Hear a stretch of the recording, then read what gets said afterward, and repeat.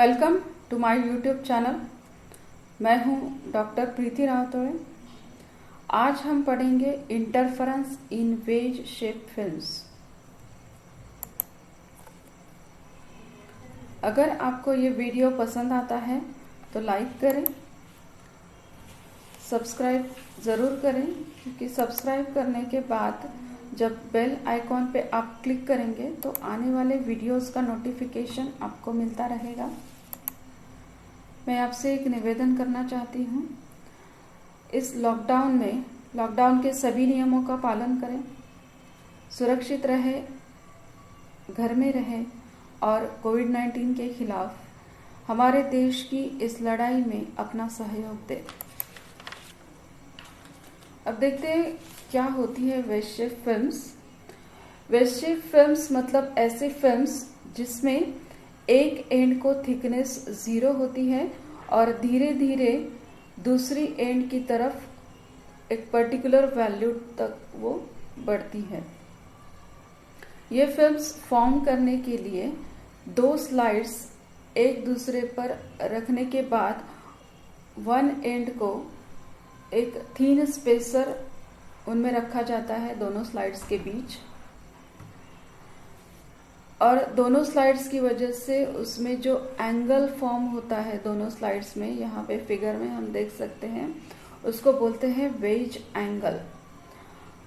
तो ये जो एंगल है वेज एंगल, ये बहुत ही छोटा होता है। इन दोनों स्लाइड्स में जो स्पेसिंग होता है वो स्लोली इंक्रीज होता है टुवर्ड्स अनदर एंड। तो इस अरेंजमेंट पे जब parallel beam of monochromatic light incident होता है ऊपर की साइड से, तो वहाँ पे बाउंडिंग सरफेसेस से रिफ्लेक्ट होने वाली जो रेस है उनमें इंटरफेरेंस फॉर्म होता है, और इंटरफेरेंस या तो कंस्ट्रक्टिव हो सकता है या डिस्ट्रक्टिव हो सकता है।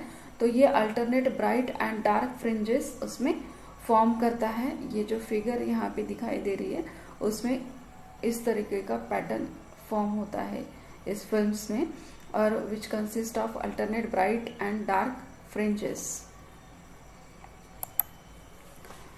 अब ये जो इंटरफेरेंस पैटर्न फॉर्म होगा उसके लिए कंडीशन क्या होगा, कंस्ट्रक्टिव इंटरफेरेंस के लिए क्या होगा और डिस्ट्रक्टिव इंटरफेरेंस के लिए क्या होगा, वो हम फाइंड आउट करते हैं। तो वेज शेप फिल्म में होने वाला इंटरफेरेंस डिटेल में समझते हैं। यहाँ फिगर में वेज शेप दिखाई दे रहा है, तो उस पे जब ऊपर से मोनोक्रोमैटिक लाइट इंसिडेंट होगा, ये PQ रे इंसिडेंट हुआ, तो ये जो डॉटेड लाइन है दैट इंडिकेट्स द नॉर्मल, तो ये लाइट जो है वो रिफ्लेक्ट होगा अलोंग QR एंड ट्रांसमिट होगा अलोंग QS। अगेन ये QS रे जो है वो रिफ्लेक्ट होगा अलोंग ST एंड ट्रांसमिट होगा अलोंग SV। ST रे फिर से रिफ्लेक्ट एंड ट्रांसमिट होगा, तो ये ट्रांसमिट होता है अलोंग TU। अब इन दोनों रेज का पाथ डिफरेंस, अब ये रे QR एंड रे TU आगे जाके इंटरफेयर होते हैं, तो इंटरफेयर कर रहे हैं तो उनका पाथ डिफरेंस हमें कंसिडर करना पड़ेगा। तो पाथ डिफरेंस हम X से रिप्रेजेंट करेंगे। तो फिगर में अगर हम देखें तो TU रे जो पाथ कवर कर रहा है वो है QS प्लस ST। ठीक है, TU रे यहाँ पे पाथ कवर कर रहा है इनिशियली Q से QS एंड ST। तो ये जो पाथ वो फॉर्म कर रहा है या ट्रैवल कर रहा है, तो ये वेज शेप्ड एयर फिल्म से पास हो रहा है। तो यहाँ पे उस फिल्म्स का रिफ्रैक्टिव इंडेक्स जो है वो हमें कंसीडर करना पड़ेगा, इसलिए उसे रिफ्रैक्टिव इंडेक्स से मल्टीप्लाई करेंगे। और QR रे के बारे में अगर हम देखें तो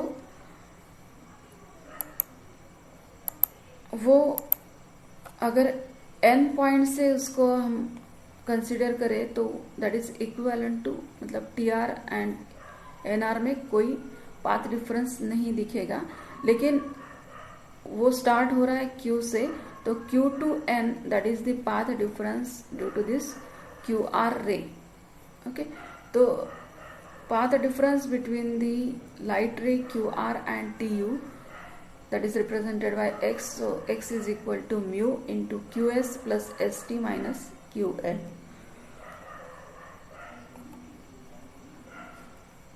अब फिगर में ट्राइंगल QTN अगर हम कंसिडर करते हैं QTN, तो वो हमें angle of incidence, sine angle of incidence की वैल्यू देगा, that is QN upon QT। और एंगल QTM अगर हम कंसिडर करते हैं तो वो एंगल ऑफ रिफ्लेक्शन की साइन की वैल्यू हमें दे देगा, that is QM upon QT।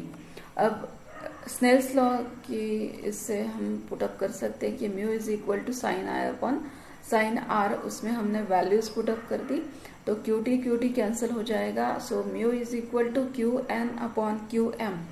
ये इक्वेशन मिला, इसको QN के फॉर्म में अगर हम रिप्रेजेंट करते हैं तो QN is equal to mu QM।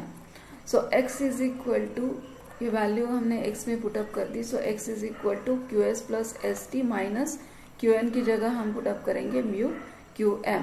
अगर म्यू को हम कॉमन निकाल लेते हैं तो ये QM हम इस ब्रैकेट में उसको इंक्लूड कर सकते हैं और इक्वेशन हो जाएगा x is equal to mu QS plus ST minus QM। लेकिन फिगर में अगर हम देखें QS is equal to QM plus MS, तो ये QS की वैल्यू हमने यहाँ पे पुटअप कर दी, QM plus MS plus ST minus QM। तो यहाँ पे QM कैंसल हो जाएगा, so x is equal to mu MS plus ST।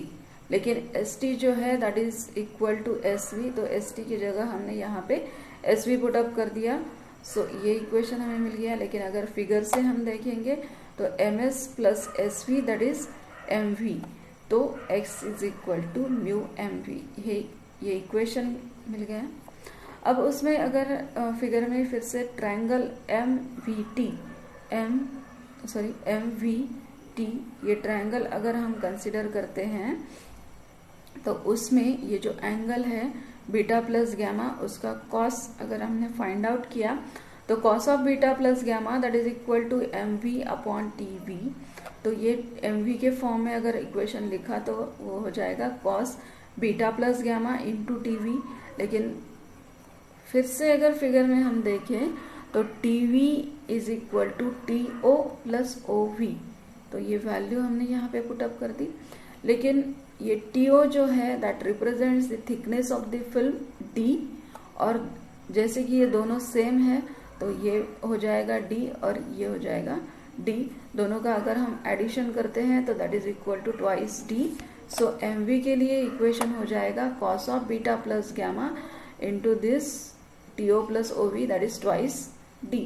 अगर ये वैल्यू हम इस x में पुटअप कर देते हैं तो इक्वेशन हो जाएगा x is equal to twice mu D cos of beta plus gamma. तो ये इक्वेशन हमें मिल गया पाथ डिफरेंस का for the wedge shape films. लेकिन ये जो इक्वेशन है उसमें हमें मॉडिफिकेशन करना पड़ेगा according to the Stokes treatment. जब कोई यहाँ पे QR जो रे इंटरफर हो रहा है तो that is the reflected ray from the denser medium, तो उसमें फेज चेंज पाई का मीन्स 180 डिग्री का फेज चेंज होगा, या पाथ डिफरेंस अगर हम ले तो λ/2 वो हमें कंसिडर करना पड़ेगा और इसके लिए इक्वेशन मॉडिफाई हो जाएगा that x is equal to twice mu D cos of beta plus gamma minus λ/2। अब ये इक्वेशन हमें मिल गया for the interference in wedge shape films. अब जब कंस्ट्रक्टिव इंटरफेरेंस फॉर्म होगा, मतलब कंस्ट्रक्टिव भी हो सकता है डिस्ट्रक्टिव भी हो सकता है, तो फर्स्ट कंडीशन हम लेते हैं कि कंस्ट्रक्टिव इंटरफेरेंस। तो कंस्ट्रक्टिव इंटरफेरेंस के लिए हमारे पास जनरल कंडीशन है that path difference is equal to n λ। लेकिन पाथ डिफरेंस की वैल्यू जैसे कि हमें वेज शेप फिल्म्स के लिए मिल चुकी है तो वैल्यू हम यहाँ पे पुटअप करेंगे, so twice mu D cos of beta plus gamma minus λ/2 that is equal to this n λ। अब ये λ/2 का जो टर्म है वो अगर हम राइट साइड में शिफ्ट कर देते हैं तो वो प्लस हो जाएगा, इसको सिंप्लीफाई करने के बाद इक्वेशन मिलेगा twice mu D cos of beta plus gamma that is equal to twice N plus 1 lambda by 2। अब ये जो इक्वेशन है that is the condition for maxima और constructive interference pattern of the reflected system from the wedge shape thin films. अब अगर destructive interference के लिए लेंगे तो पाथ डिफरेंस होगा twice N plus 1 into lambda by 2। फिर से पाथ डिफरेंस जो है वेज शेप के लिए उसकी वैल्यू हमने यहाँ पे पुटअप कर दी। सो इक्वेशन हो जाएगा twice mu D cos of beta plus gamma minus lambda by 2 that is equal to twice N plus 1 lambda by 2। Again ये लैम्डा बाई 2 की टर्म हमने राइट साइड को शिफ्ट कर दी, वो प्लस हो गई। तो उसको अगर हम सिंप्लीफाई करते हैं तो ये इक्वेशन मिलेगा twice mu D cos of beta plus gamma that is equal to n plus 1 into lambda. अब ये n प्लस 1 जो है उसको सिंपली हमने n से रिप्रेजेंट किया। सो इक्वेशन हो जाएगा twice mu D cos of beta plus gamma is equal to n lambda. And this is the condition for minima और destructive interference pattern of the reflected system from the wedge shape thin films. Okay,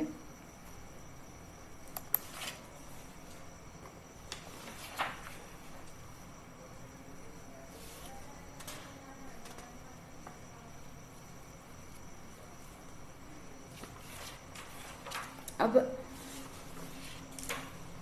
veg shape films जो interference में जो interference form होता है उसमें alternate parallel dark and bright fringes होती हैं जो इक्वली स्पेस्ड होती है, और डिस्टेंस बिटवीन कॉन्सिक्यूटिव डार्क और ब्राइट फ्रिंजेस जो है उसको हम फ्रिंज विड्थ बोलते हैं। तो यहाँ पे अगर हम देखें ये दो डार्क रिंग्स है तो उसमें ये जो स्पेसिंग है दैट इज फ्रिंज विड्थ, या दो ब्राइट फ्रिंजेस अगर हम लेंगे तो उसमें ये जो डिस्टेंस है that is the fringe width. तो आइए डार्क फ्रिंज के लिए फ्रिंज विड्थ जो है वो फाइंड आउट करते हैं। तो उसके लिए नीचे दिए गए जो फिगर है उसमें इस तरीके से हमने दो प्लेट्स यूज की, उनमें ये वेज एंगल गामा फॉर्म हो गया। तो यहाँ पे जो फ्रिंजेस फॉर्म हो रही है तो उसमें हमने nth डार्क रिंग जो कि xn डिस्टेंस पे है फ्रॉम दिस पॉइंट A, और xn plus 1th dark ring जो कि xn प्लस 1 डिस्टेंस पे है फ्रॉम पॉइंट A। तो उन दोनों के लिए हम इक्वेशन जो है वो फाइंड आउट करते हैं। अब जब nth डार्क रिंग होगी तो उसके लिए थिकनेस जो होगी फिल्म की तो वो होगी PnQn, और अगर n plus 1th dark ring consider करते हैं तो उसके लिए थिकनेस होगी Pn plus 1 into Qn plus 1। तो फिगर से दोनों के लिए अगर हम tan गामा फाइंड आउट करते हैं, सपोज nth रिंग के लिए tan गामा की वैल्यू हमने फाइंड आउट की तो वो होगी PnQn डिवाइडेड बाय xn। क्योंकि गामा हमें पता है उसकी वैल्यू जो होती है वो वेरी वेरी स्मॉल होती है, इसलिए tan gamma is equal to gamma which is equal to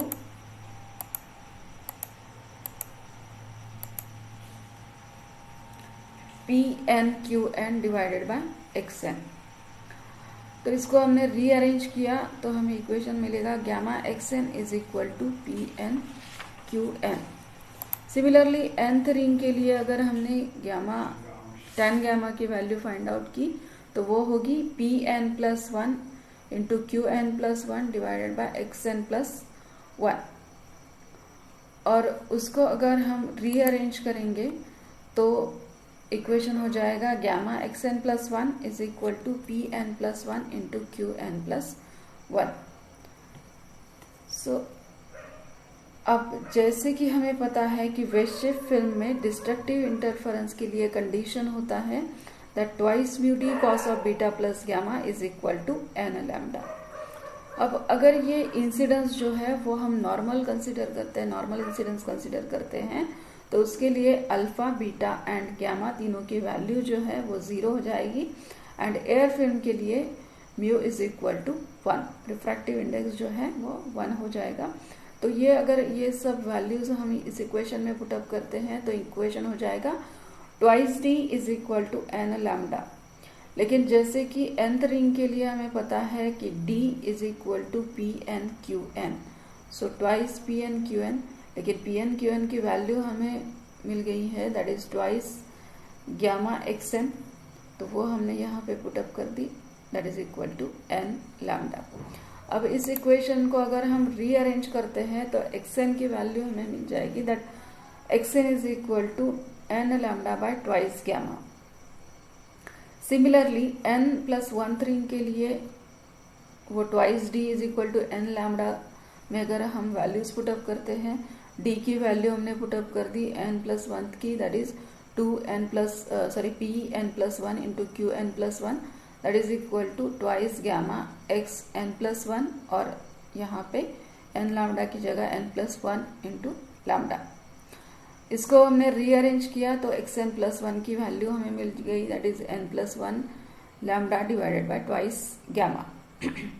अब जैसे कि हमें डार्क रिंग की फ्रिंज विड्थ फाइंड आउट करनी है, तो दो कॉन्जिक्यूटिव रिंग्स मतलब x n plus 1 and x n का अगर हम डिफरेंस लेंगे तो हमें डार्क रिंग की फ्रिंज विड्थ मिल जाएगी जो हमने x से रिप्रेजेंट की है।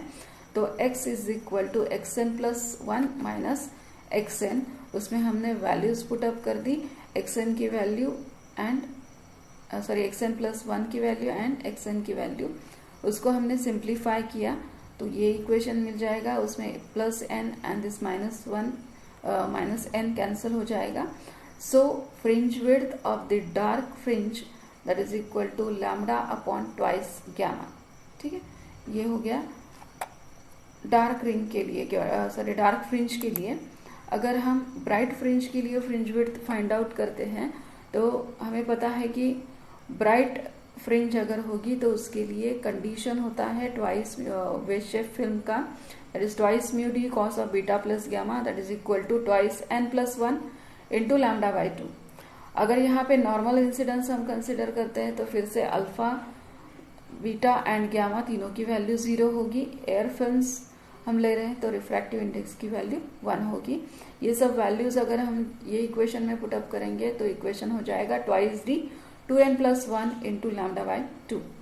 यहाँ पे nth रिंग के लिए हम ये वैल्यू पुटअप कर सकते हैं d की, so twice P N Q N, और पी एन क्यू एन की वैल्यू है गामा एक्स एन, तो वो वैल्यू हमने यहाँ पे पुटअप कर दी which is equal to this twice n plus 1 lambda by 2।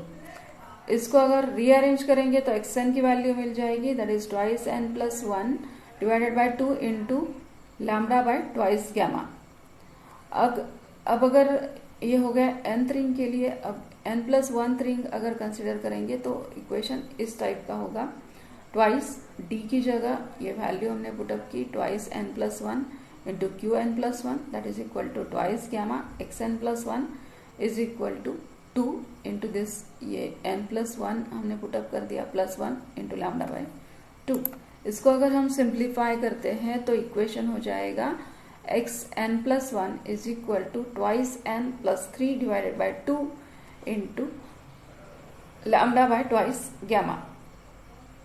फिर से हमें ब्राइट फ्रिंज के लिए फ्रिंज विड्थ फाइंड आउट करनी है, तो दो कॉन्जिक्यूटिव रिंग का जब हम डिफरेंस लेंगे मतलब x n plus 1 minus x n अगर हम करेंगे तो that will give the fringe width.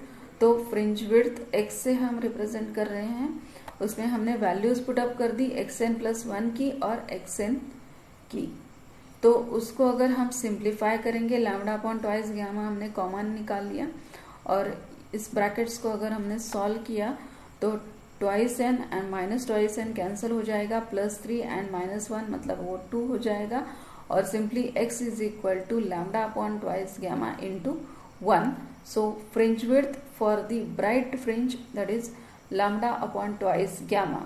इसका मतलब क्या हो गया कि फ्रिंज ब्राइट हो या डार्क हो दोनों के लिए फ्रिंज विड्थ सेम होगा, और वो होगा लैम्डा बाय ट्वाइस गामा। अगर आपको ये वीडियो पसंद आया है तो लाइक करें और चैनल को सब्सक्राइब ज़रूर करें। Thank you.